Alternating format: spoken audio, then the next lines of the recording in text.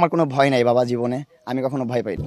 লালার সাথে আমার সম্পর্ক ছিল, একটা রিলেশন ছিল, গুড একটা রিলেশন ছিল, ভালোবাসার সম্পর্ক ছিল, যেটা এখন নাই। চলেই আসছি, কিন্তু বিষয় হচ্ছে এইগুলো আর গভীরে না যায়। বিষয় হচ্ছে ওর মতন আমি আমার মতন থাকবো, এটাই এখন ফাইনাল কথা। এটা মানে ওর সাথে প্রায় 3 বছর পরিচয়। ওর 21 সালের আগেও 18 সাল থেকে কিন্তু আমার ফ্যামিলিটা আমি নিজেই রান করছি। তখন তো ওর সাথে পরিচয় ছিল না, তাহলে ও কিভাবে আমার আর্থিক সহযোগিতা করছে? তখন তখন তো আমি নিজের যোগ্যতায় চলছি। চুক্তি তেমন কিছু না, আরো অনেক কিছু আছে যেগুলো রিভিল করবো আস্তে আস্তে। এখন না, এখন সবকিছু বলার সময় না। যেহেতু ওর দিক থেকে হোল্ড আছে, আমি আমার দিকে হোল্ড থাকি। কাউকে ছোট করা ভালো না বা ঠিক না। ওর ছোট বড় করার মতন তেমন কিছুও নাই। ওর মতন থাকুক, আমি আমার মতো থাকি, এইটাই। এখন হচ্ছে যে আমি আমার মতো কন্টেন্ট করবো, ওর মতো কন্টেন্ট করবে। ও আলাদা, আমি আলাদা, একসাথে কখনো কাজ করব এটা আমি ভাবতেছি না। না, এটা হচ্ছে একদমই ফেক। বা এইগুলোর কারণে, এইগুলার মতো আর কিছু কথাবার্তা আছে যেগুলোর কারণে ওর সাথে আমার কথা কাটাকাটি হয়েছে, ঝগড়া হয়েছে, এই সমস্ত কথা কারণেই। অ্যান্ড আমার লাইকিতে পেমেন্ট আসছে আপনার একবার 3 লাখ, 2.5 লাখ, 1.5 লাখ, 60,000। ওর সাথে যখন ফার্স্ট পরিচয় হয়েছে যেদিন, সেই দিনও আমার 60,000 পেমেন্ট আসছে। মানে লাইকিতে একটা পেমেন্টের সিস্টেম আছে, অ্যান্ড ওইখানে আমি ছিলাম। আমি লাইকির একটা টপ ক্রিয়েটর ছিলাম। বাংলাদেশের সর্বপ্রথম 10 মিলিয়ন ফলোয়ার হিট করছি আমি, প্রিন্স মামুন। এটা কেউ করতে পারে না আমার আগে।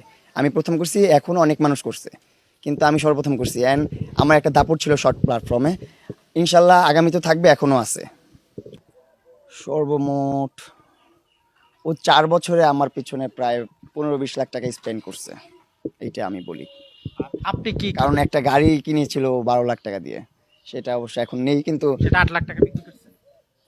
না, আর একটু কমে। আচ্ছা, মানে আপনি কি দিয়েছিলেন তাকে? আমি আমার দিক থেকে দেওয়ার মতো, আমি ওকে একটা, যাই, আমি মেটেরিয়ালস বলতে চাই না, আমি একটা কিছু দিয়েছি ওকে, অনেক কিছুই দিয়েছি, ছোট ছোট অনেক কিছু দিয়েছি।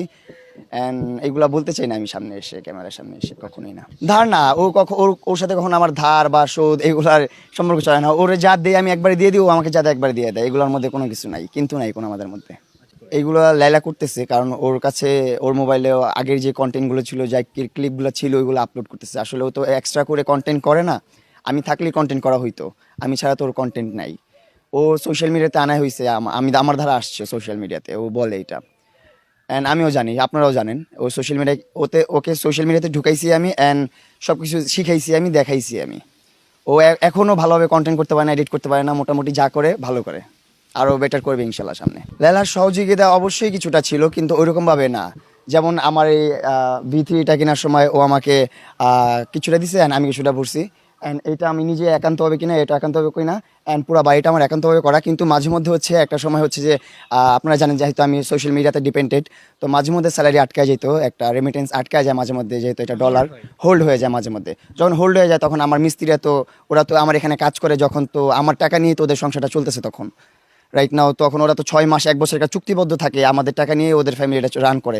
তো ওই টাইমটাতে যখন আমার টাকাটা হোল্ড হয়ে গেছে, তখন আমি লালার কাছ থেকে এই 1 মাসের যে পেমেন্টটা সেটা নিয়ে নিয়েছিলাম, বা এই যে মিস্ত্রিদেরকে যতটুকু দিতে হবে সেটা আমি চাইছিলাম, লালাকে বলছিলাম। দেন লালা আমাকে হেল্প করছিল ওইটা, এরকমই। কিন্তু পুরো বাড়িটা আমার আর্নিংই করা। গ্রাম খারাপ লাগার মতো কিছু নেই। গ্রামে আসলে অন্যরকম একটা ভালো লাগা কাজ করে। গ্রামের যে আবহাওয়া, যে বাতাস, তারপর পিওর ভেজিটেবল, এগুলো খাইতেই অনেক ভালো লাগে। অ্যান্ড হচ্ছে যে গোবরের যে ঘ্রাণটা, এটাই সবচেয়ে বেশি ভালো লাগে। গ্রামে আসার পরে গোবরের একটা ঘ্রাণ আসে, স্মেল আসে, ফিল হয়, অনেক ভালো লাগে। আমার জন্মই ঢাকাতে, আমি গ্রামে আসলে ছোট থেকে বড় হই নাই, তাই অনেককে আমি চিনি না। আমার আত্মীয় স্বজন অনেকে আছে, আমার অনেক জ্যাঠা আছে, কাকা আছে, বা ফুপু আছে, তাদেরকে আমি চিনতে পারি না। আমার কাছে গ্রাম আর ঢাকার মধ্যে অনেক বড় পার্থক্য এইটাই, যে ঢাকার মধ্যে অনেক জ্যামজট অ্যান্ড অনেক পলিউশন থাকে, আর গ্রাম অঞ্চলে এগুলো নাই। গ্রামে একদম প্রাকৃতিক বাতাস পাচ্ছেন, প্রাকৃতিক একটা ওয়েদার পাচ্ছেন, অনেক ভালোভাবে মানে নিঃশ্বাস নিতে পারছেন, ভালো লাগতেছে। আর ঢাকা শহরে নিঃশ্বাস নিতেই অনেক কষ্ট হয়, এত জ্যামজট অ্যান্ড এত ধুলাবালি। কিছু কিছু প্লেস আবার ভালো আছে, শান্তিপূর্ণ, যেগুলো আবাসিক এলাকা ওইগুলা। আর এমনি তো পাবলিক যে এরিয়াগুলো, ওইগুলো তো অনেক একটু কষ্ট হয়ে যায়, এটাই পার্থক্য আর কি। আতঙ্ক না, এখন হচ্ছে যে টেম্পারেচার চলতেছে বাংলাদেশে, অনেক খারাপ অবস্থা চলতেছে সবারই এখন, অনেক খারাপ অবস্থা। আমি তো রুম থেকে বেরিয়ে হই নাই, যে আপনাদের কারণে মাত্র বের হলাম রুম থেকে। আল্লাহর রহমতে ওইরকম কোনো কাজ করি না যেটা নিয়ে বিতর্কে, মানে ওরকম বিতর্কে পড়বো অথবা ওরকম ঘামাবো, আতঙ্কে থাকবো, এরকম কিছু হয় নাই জীবনে। দিন টাকা পয়সা কিছু না, এমনি কিছু কথাবার্তা ভালো লাগে নাই আমার, কিছু ওর কাছে ভালো লাগে নাই, ওর কিছু আমার কাছে ভালো লাগে নাই। সো ওইগুলো নিয়ে ওর মতন আমি আমার মতন। আমি বলছি তুমি তোমার মতন লাইফ লিড করো, আমি আমার মতন লাইফ লিড করি, ও সেম বলছে।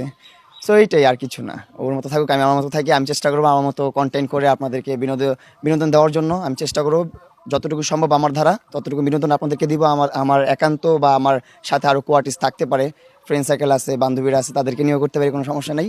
আর ও ওর মতন ব্লগ করতে পারে, ওর মতন লাইভ করতে পারে, ওরটাও দেখবেন, সমস্যা নেই।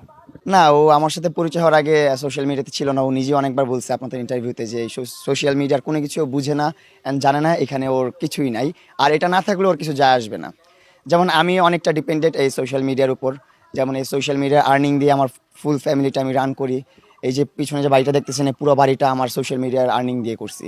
অনেক কষ্টের টাকায় করা এই বাড়িটা, অ্যান্ড পিছনে যে গাড়িগুলো দেখতেছেন এগুলো সব আমার কষ্টের টাকায় করা, এই সোশ্যাল মিডিয়ার টাকায় করা। আর লেলার মনে করেন ছোটোবেলা থেকে ওর ফ্যামিলি ব্যাকগ্রাউন্ড অনেক ভালো, অ্যান্ড ওরা অন্যরকমভাবে লাইফ লিড করছে, ওরা অন্যরকমভাবে বড় হয়েছে। ওর সোশ্যাল মিডিয়ার উপর কখনো ডিপেন্ডেন্ট না।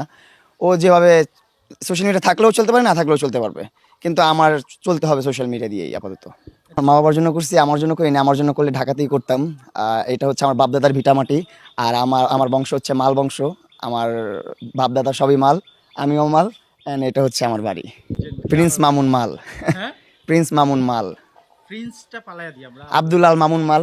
আমাদের মাল বংশের এই এলাকায় সব কিছুই আছে আল্লাহর রহমতে, এমন কোনো কিছুর কমতি নাই। আমার বাপ দাদারা আছে, যারা আমার চাচারা আছে, জেঠারা আছে, তাদের কথা অনেক কিছুই চলে, এই যে অনেক কিছুই হয়। আচ্ছা, কি পেয়েছি পাওয়ার মধ্যে আমার সবচেয়ে বিগেস্ট, ও বলছিল একটা জাগো এফএম এর ইন্টারভিউতে যে ও সবচেয়ে বড় গিফট করছিল আমাকে একটা প্রাইভেট কার।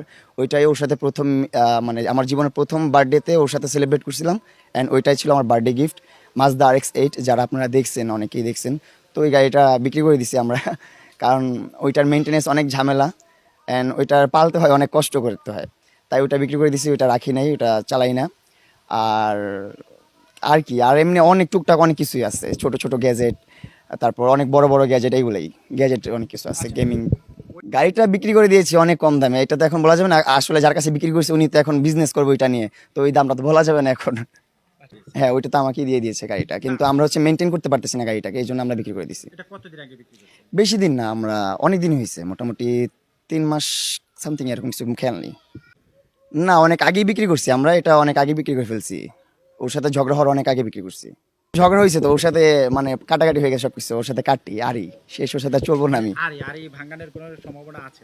না, আমার দিক থেকে আর আমার সম্ভাবনা নাই যে আমি ওর সাথে আর চলাফেরা করবো বা কিছু করব, আমার ইচ্ছা নাই আর। মানুষের কথার কারণে আমি কখনো পিছিয়ে ফিরে আসার মানুষ না, কারণ আমি 2018 থেকে স্ট্রাগল করতেছি, অ্যান্ড লেলার সাথে পরিচয় আমার 2021 সালে। এখন কাজ করতেছি না, কারণ আমার অনেক ঠান্ডা লাগছে, দেখতেছেন আমি কথা বলতে পারতেছি না, অনেক ঠান্ডা লাগছে, অনেক অসুস্থ ছিলাম, অনেক সিক ছিলাম, এই জন্যই সরে আসছি। প্লাস একটু কি বলে, আমার যে চলাফেরার জায়গাটা ওটা চেঞ্জ করে ফেলছি, যার সাথে ছিলাম তাকে চেঞ্জ করে ফেলছি, সব কিছু একটু উলটপালট হয়ে গেছে, সব কিছু একটু স্টেবল হওয়ার পরে আবার কাজ শুরু করবো আমি।